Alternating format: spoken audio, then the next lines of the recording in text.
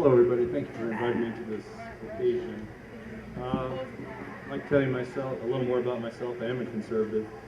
My parents are immigrants. I've lived in New Mexico since 1979.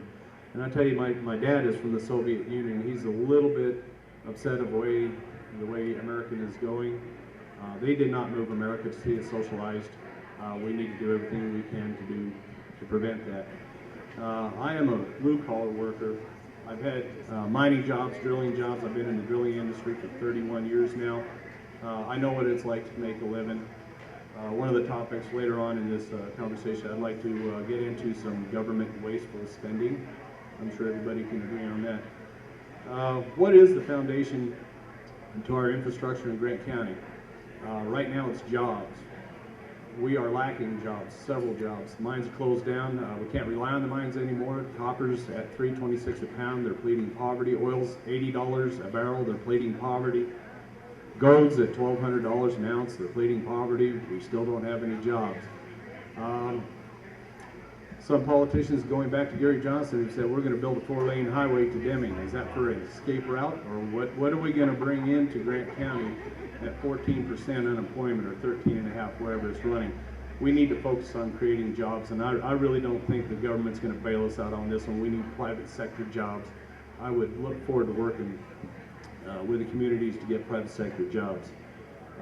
Number two concern, I think, Grant County that has been approached to me is water. We've had several opportunities to dam up the Gila River or feeder dams. The fact is that we're giving our water to Arizona. Steve Pierce introduced legislation that got our water back years ago. We're under timeline to use that water, and we've done nothing about it. We need to use the water.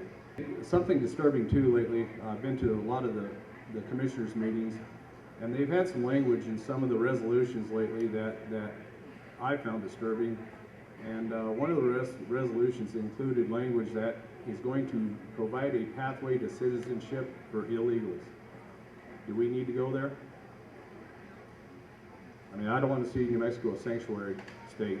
One other thing, an item that happened at one of the meetings too that I thought was considerably wrong with the county commissioners is they absolutely closed an issue, and that issue was trapping with the ranchers.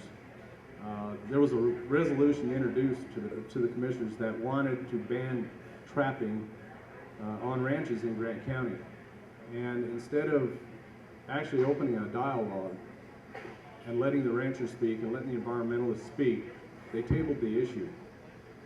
What was the result of that? There was no dialogue until after the meeting. No action could be taken.